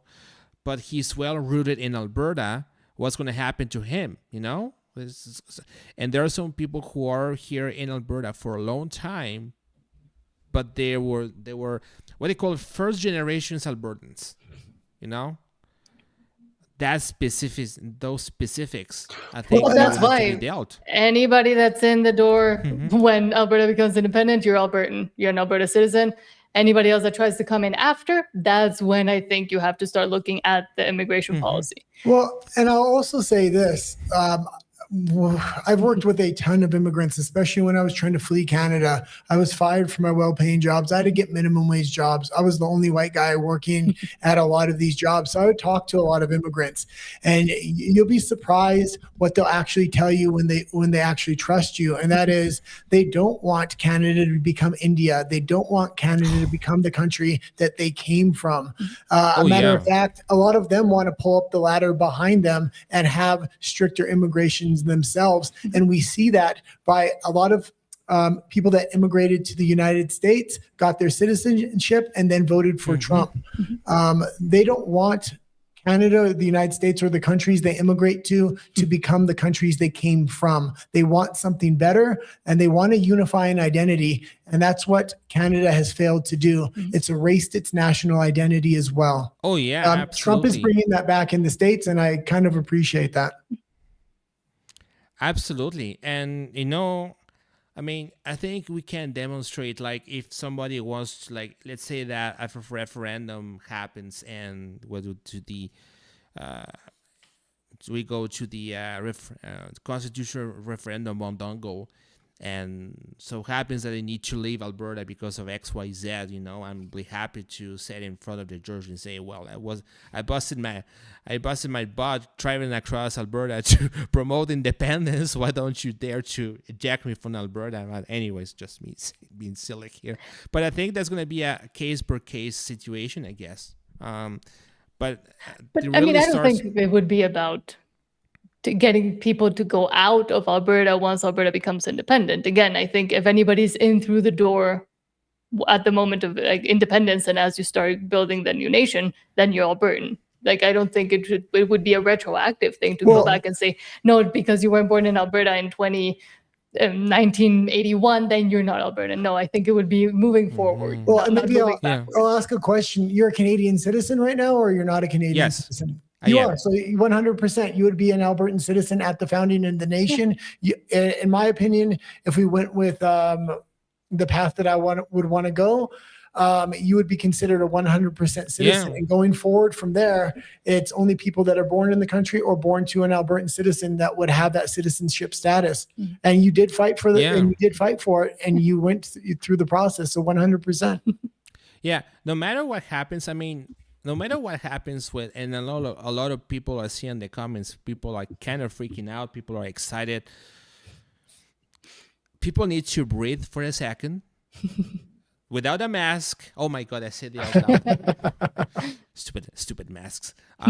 They need to. I saw one guy on driving his car the other day. Anyways, there's a lot of. This is one of those elements that needs to be discussed in a very, very profound matter. I fundamentally remain very optimistic on that. To be honest, I remain fairly optimistic on the immigration process because those things can be discussed, and there are going to be challenges. There are going to be some disagreements, but I remain optimistic on, and I believe in Albertans will do the right decision, and looking forward to for other people to bring their experience and make sure that we're going to have something that doesn't happen in Canada. At least that's because we left Canada officially, right? So that would be good. I mean, we're saying that we technically wouldn't be considered Albertans at the founding of the nation. We're not there. So, I mean, we're even saying it, hindering almost ourselves by saying that. But we do think that that would be the best model, as we've seen other nations and how Canada has been functioning within its own immigration system as well. Yeah. And while I see a lot of people not wanting to touch on the immigration issue because they know it's a touchy subject, especially within Canada and especially within Alberta too. But it is one of the most important subjects you do have to touch upon, and you have to be honest about it too. We see in polls, at least both from Rebel News, but also from the mainstream media, saying that one of the biggest priorities that people have right now within one of the issues that they want to discuss and that they're concerned about is immigration and mass immigration. So why aren't we able to talk about it honestly and truthfully if it is such a big concern for more than half of the people? Yeah, and even Mitchell Baxter, during his speeches, he always said, I'm not against immigration at all. I'm against uncontrolled, unvetted immigration. That's the bottom line. So it's when you start to, when it's uncontrolled, unvetted immigration, like you just said, Guy, like we outgrew up the population of Canada for 10 million, and the system is collapsing right now. What's going to happen at 100 million to that regard? It's going to be like a gigantic crash. So that's for the independence questions, and now we're gonna. I know that the timer is going up and up, and thanks for. I'm going to use the bathroom real quick. Nat will answer some of your questions for just a moment. Yeah, sure, absolutely. No, it's just me. So, absolutely, no, that's fine. That's fine. Another subject, which is escaping Canada. You left Canada for about 2 years. Have you guys met people from Canada in Mexico? Or just people in Mexico you just met? Not really. I mean, again, I'm from Mexico. I'm Mexican. I was born and raised here, lived here my whole life until I went to go live in Vancouver for 13 years. So all my roots, everybody I knew before and now after are here. So, I mean, for me, personally, I wasn't really looking to find Canadians in Mexico, but let me switch back. For the guy, I mean, have you met any Canadians here? No, right? No, we work so much from home. I rarely interact with people, and I don't speak the language. So, and we don't live in a touristy area. So when you go to touristy areas here in Mexico City, you'll see a lot of Americans, English speakers, Canadians, but we live more with the regular people here. Yeah. I thought you were talking about those canvassers who are collecting signatures in Mexico. No, I'm disappointed, guys. No, they weren't in the city. If we would have found out that there were any canvassers here, of course we would have gone and tried to meet them. But because a lot of the snowbirds are in the touristy or beach areas as well, that's pretty far away from Mexico City, actually. So we weren't able to go meet them. Interesting. This is more like a question for Guy, because he used to live in the Dominion of Brookfield. Oh, I said it out loud. The former Dominion of Brookfield, or also known as Canada post Independence. What is the cost of living over there relative to Canada? It's getting much higher, especially I think if people were from Mexico, they're definitely noticing prices are becoming unaffordable, but not like in Canada. And if you're moving from Canada or the United States, it's going to seem cheap to you for sure, especially food pricing and things like that. However, with rent, for example, rent has increased up to the point, especially because there have been a lot of people moving from the US in big cities or big touristy areas. Rent has increased quite a bit and is not comparable, obviously, but getting closer to prices in Canada as well. But, you know, I was born in Canada, raised there half my life. The other half, I lived actually in the United States after my mother died. My grandparents raised me down there. And then I moved back to Canada when I was older. And even the United States, like housing, everything is so much cheaper than Canada. My jaw dropped when people said, "Oh, I bought a new house, come to my house." I go, "It's a little box. It's an apartment." In the United States, they don't call apartments houses. Yeah. Canadians have been completely trained and propagandized, not just in the housing market, but amongst everything. Yes. Before I left Canada, I went to the IGA, which is a grocery store in Vancouver. And I just wanted to see the price of something. A banana, and this is a non-organic banana, cost me a frickin' $1. When I got down to Mexico, a banana cost me 2 cents. So no real. What about gas, diesel? Is that a thing? Is that as expensive or as brutal as Canada? Or no, because a lot of it comes from the US. We have built-in pipelines from the US. They want to help our manufacturing sectors and other sectors.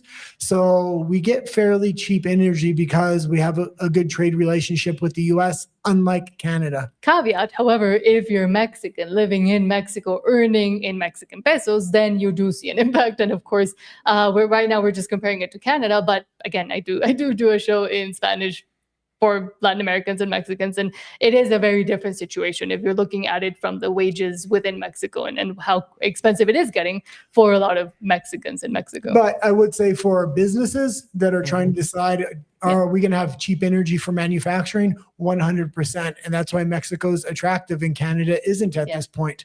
Canada needs to get their shit together, and they're not going to get it together. And that's why Alberta is going to show them how it's done, I think. Yeah, and that's the thing about, because I talk to business people on my daily basis when I go to the bank and when I call people on the phone. They are legitimately pissed off about how things are going in Canada right now, right? Even the culture between customers, like, "Oh, I'm not going to deal with this because you support those evil white supremacists who dare to sign the petition." I'm like, whatever, dude. What are other things about Mexico? Go ahead. Maybe I'll say one other thing, and it's, I say they have cheap energy and things here, but when Alberta gets its independence, it really is focused on the government and not wanting government power to get corrupt. I understand that, but you also have to look at the business community. A lot of things are so deregulated here in Mexico. You have Coca-Cola move into a rural area, suck up all the groundwater, and there are no protections. So you have to really think there's some level of regulation, even though I'm generally against regulation, to protect certain things and the citizens of the country so you can build a long-term vision within Alberta. I've heard that thing about Coca-Cola sucking the water. I think in India or something like that, they were sucking all the water for sodas, I think. I've heard that thing, not just in Mexico and other places as well. This is more a question. Well, I think I already have the answer for Nat. She's first language is Spanish, by the way. Yes. So it's for me, by the way. Hola, ¿cómo estás? How is it for... I was just asking for a guy. How do you deal with the Spanish? He doesn't. I'm very Trump-like in my thinking. I don't deal with it. And he does have to learn, though. But I use Nat as my translator. She's a great translator, by the way. Not by choice, but... But I'm naturally a very introverted person. I mean, I'm talking now online, but it took a long time for me to even get confidence to talk as much as I do. Yeah. I'm naturally introverted, and I don't like dealing and talking with people. That being said, I do like talking about politics, and that's why when I do meet somebody that speaks English, I always gravitate towards a political conversation. And I think a lot of people don't like that about me, so I just prefer not to talk anyway. And eventually he does has to have to learn at least a little bit, but we'll see. Well, Right now we're we'll busy see. enough where it's fine. Yeah, that's good. No, and I think it's kind of different because when you go to a place like Mexico, what have you, even when I was living in Quebec, it's all in French over there. Even though I have a very good understanding of the English language, it still took me probably 6-7 months for my brain to wire up in English, because over there it's all in French, right? So I'm guessing that you eventually, if Guy will eventually become better in Spanish. I don't know. Seems Well, and I will say it is very different moving somewhere with a wife, for example, that is from there and knows everything. And I used to live here for my whole life. All my roots are here. Everybody I know is down here. Than if you were to move by yourself, for example, or two people that don't know the place. It's a very different transition, I will say. And which is why we, like, luckily, I'm from Mexico. Luckily, we were able to be like, okay, that's our escape plan. We can go somewhere, as opposed to a lot of people within Canada right now that are taking that leap and really don't know where or how it's going to be when they land and when they actually start living there. So in a way, I do think it's very different, our situation, to somebody that might be a couple moving somewhere where they don't speak language, or one person by themselves. So in that way, I do think we're lucky, honestly. Well, and also I would say, because I know a lot of people from the States and Canada do move to Mexico and things like that. If you move to the tourist areas or the city, the cost of living is going to be cheaper, but still fairly expensive. But if you live within the countryside, or where normal people go and you know how to actually shop and things like that, it can be very cheap. But then you have to really know the area really well. You have to know somebody that lives there. Very careful, yeah. and potentially drive stick shift. Yeah, that too. Yeah, that's awesome. I also drive stick shift. Any main cultural differences between Canada and Mexico that you can give some examples of? You can go first. I've been talking too much. People always say I overtalk you. He says, you're supposed to be the shy guy, right? Yeah. You're not so shy. Exactly. The main differences, I don't know by now, because I lived so long in Canada and I've lived now so long in Mexico too. I think you'd notice it more. The main differences are they're starting to wokify in the cities here, but there's a strong Catholic and religious base that is a natural natural defense to the same progressive things really sinking themselves in as deep as it has gotten to Canada. Canada is out of control. I used to live in the States. Even the States, when it started to go woke, it never went to the degrees Canada went in. And I think religion in general really helps create a natural defense for a nation and a people. The problem with that is we see progressives now trying to put on the skin suit of religion and wokify religion, putting in rainbow flags into the church. And I'm not talking about Christian rainbow flags. I'm talking about the other kind here. Before we left Vancouver, it was absolutely insane the messaging you would hear if you walked into a church.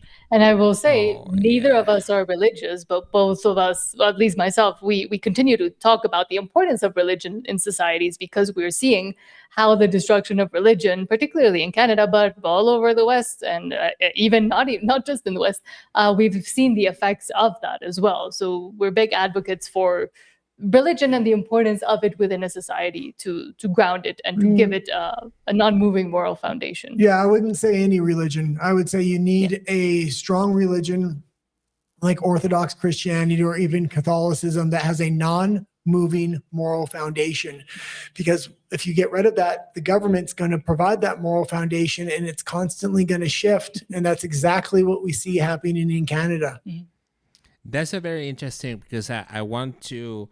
I was talking with some people yesterday in Cold Lake, and that's exactly what they were saying is Canada basically and by the way, shameless plug, all this content I've seen, because I read the book, you need to buy a book from Michael Wagner, specifically the book called Leaving God Behind from Michael Wagner, which we're going to have on my show at some point. But he was basically saying that Canada started to go downhill from the moment Canada ditched Christianity and replace it with multiculturalism, which is kind of what you said, is that in Mexico and even in Chile, I was born in Chile, like my grandparents are Catholic.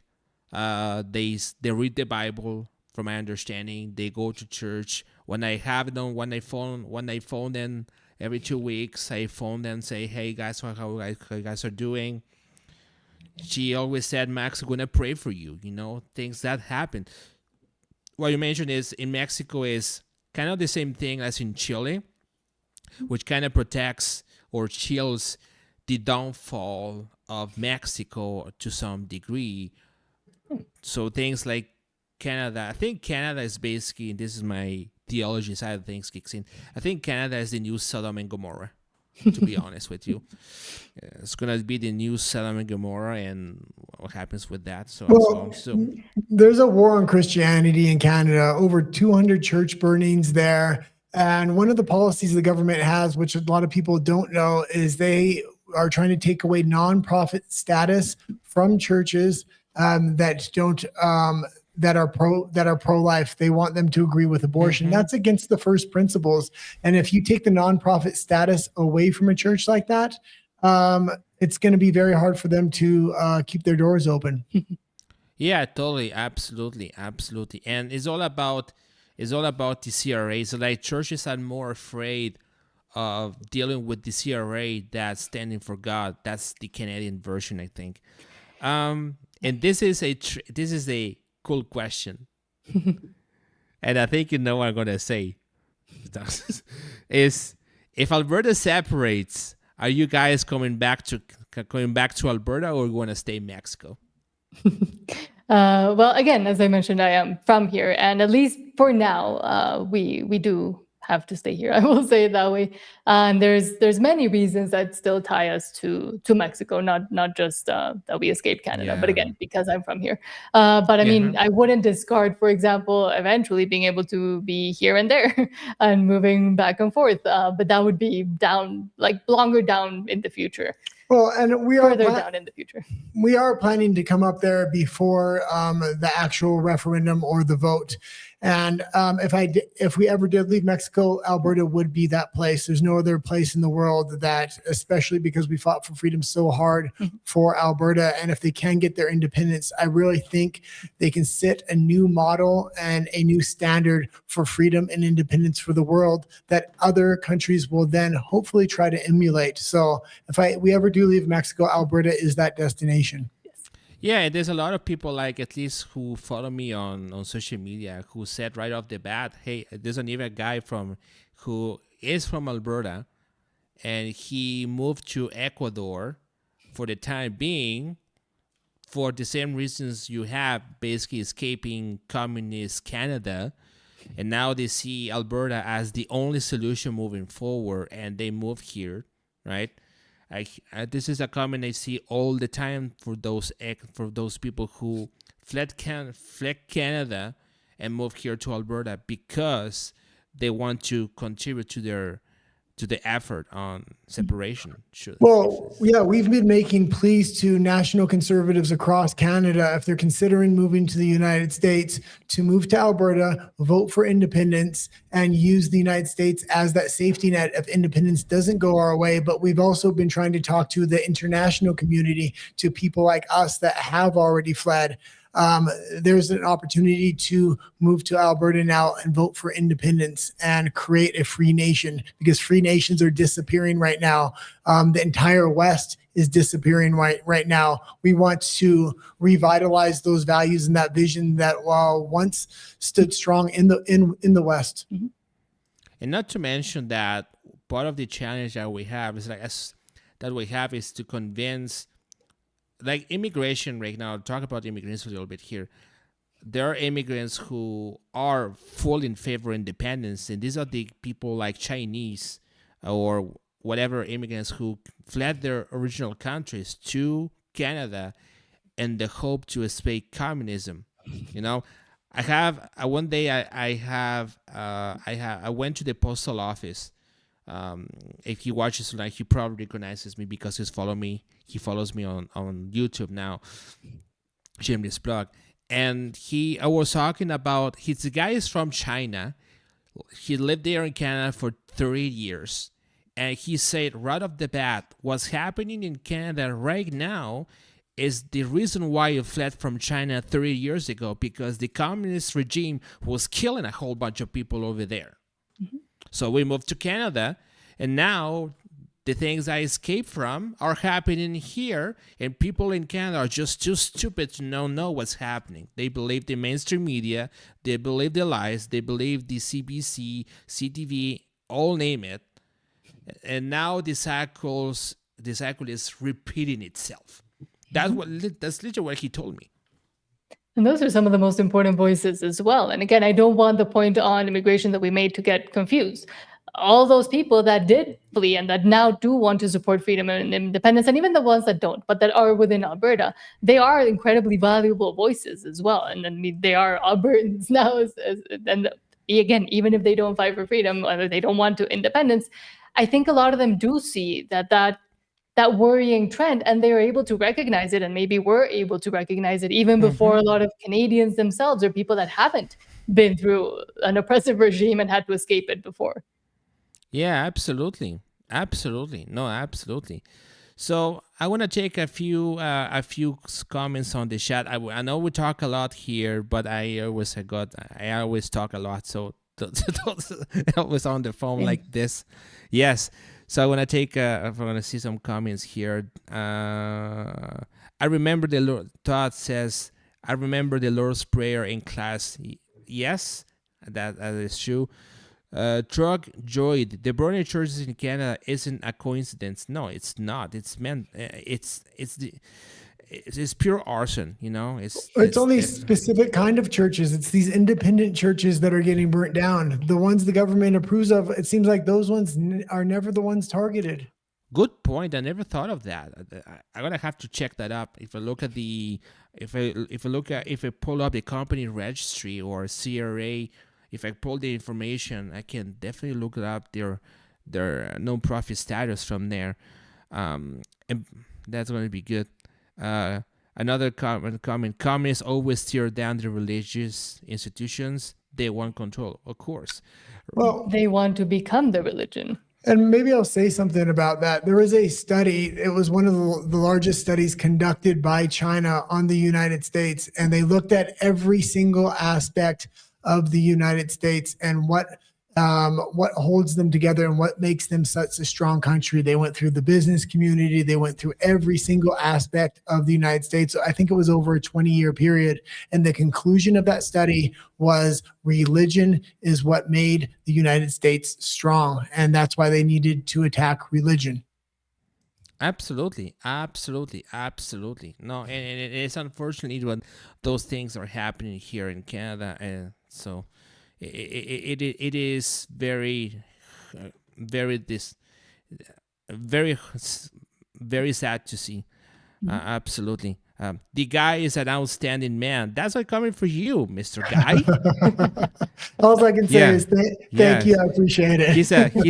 He's a reflective and self-aware. This is what I have noticed. Oh, that's good. I thought you were just an introvert. Well, I think I'm fed up, and I have an axe to grind with the federal government at this point. So it helps me become a little bit outspoken. And for those who were, was it before we were live? I was asking this question: are you allergic to anything? Allergic to BS? Yeah. Also, that's it. I've become immune to it. The amount the federal government natural immunity, natural immunity. I'm gonna look at the comments.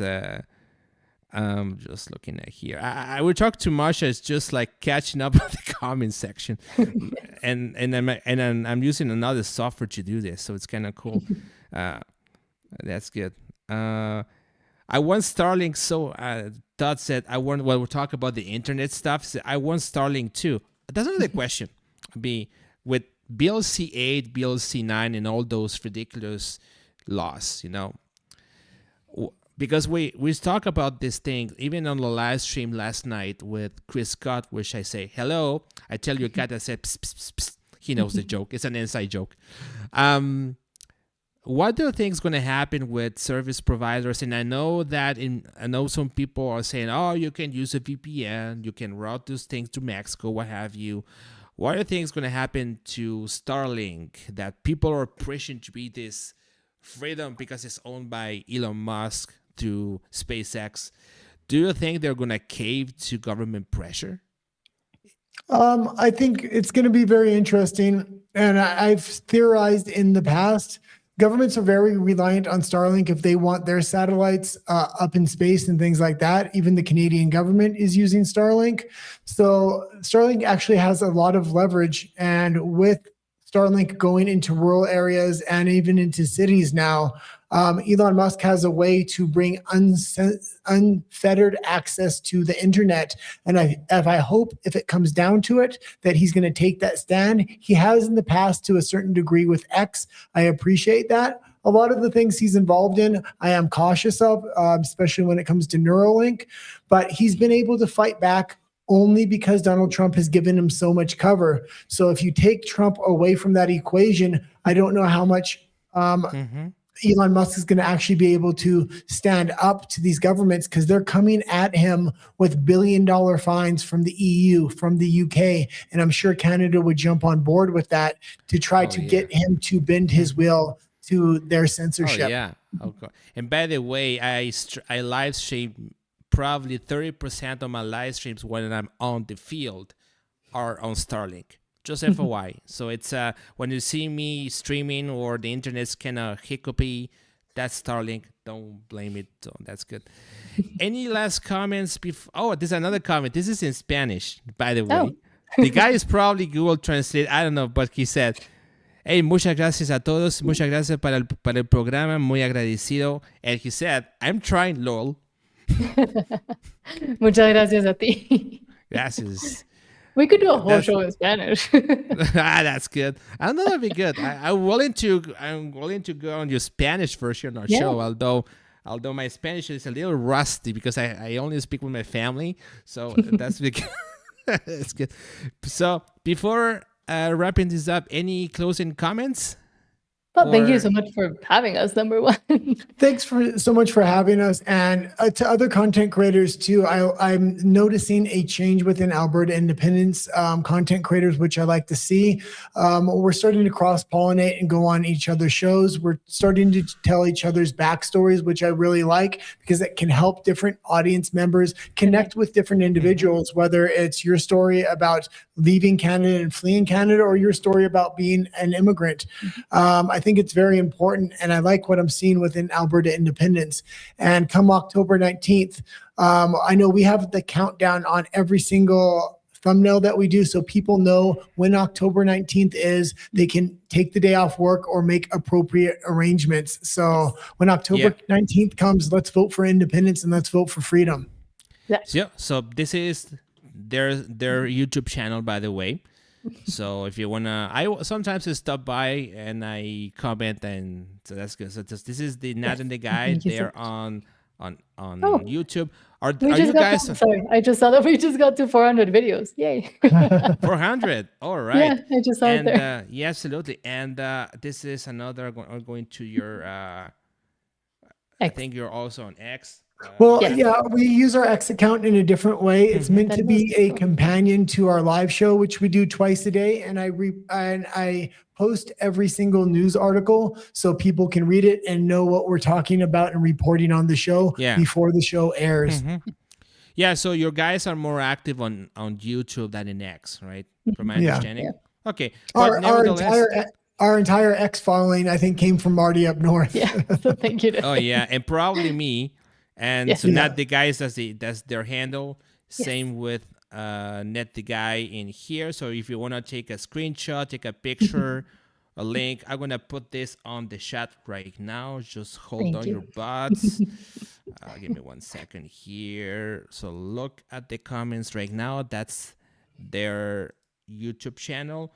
Are you guys on other socials as well, or just YouTube? I think you're on Are Rumble, you I on guess. BLE as well? We're on Rumble as Yeah. well. Oh, okay. That's our backup platform in case we get banned or censorship comes into Alberta Independence. We just want somewhere people that can find us.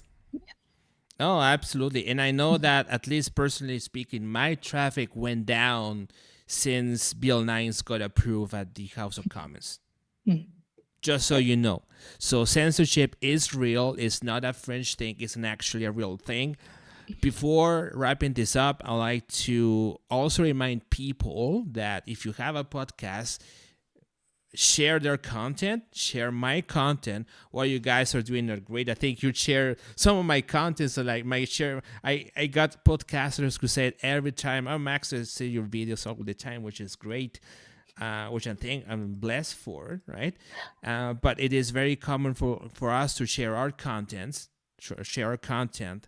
but also it's important to contribute as well. Like when you guys are doing your stream, it's important to share the videos. Super chats, really helpful as well. Same for me, same for the French, same for PG Developed and the Critical Compass as well, which I helped them very many times. When you watch some videos of the Critical Compass, I actually gave a XLR cable to their recording equipment so you can get the good sound from the mixer. just FYI. So and also help other content creators not just sharing the videos, but also contributing in their efforts, because we're all aiming for Alberta independence and to leave this broken confederation called Canada, should I say? So yes. So. Oh, and we also have an interview coming out with you soon on our channel as well. So thank you so much for that one. That one we did a few days ago, a week ago, I think. So I think it's coming out probably Sunday. Yeah, because we're backed up on all our interviews right now. But yeah, take your time. Look for that one too. Yeah, absolutely. Take your time, and that's going to be interesting. And I think you guys also interview Chris Scott as well. Yeah. That one came out on Sunday. Yeah. Oh, that's awesome. Yeah, that's what I was talking. So thank you very much for tuning in. Before we wrap up, follow me at 5 p.m. tomorrow. I'm going to have John Bolton tomorrow on my show, just FYI, because this guy has a very irregular sleep schedule. Because when he posts videos, are like, "Hi, this is John Bolton. It's 3:45 a.m. I'm sleeping." I think he got that from radio. What's that? He probably got that from doing radio, because you have to be up at weird times of the day. Yeah, I know, but he told me 8 p.m. is bedtime for me, so he probably has a very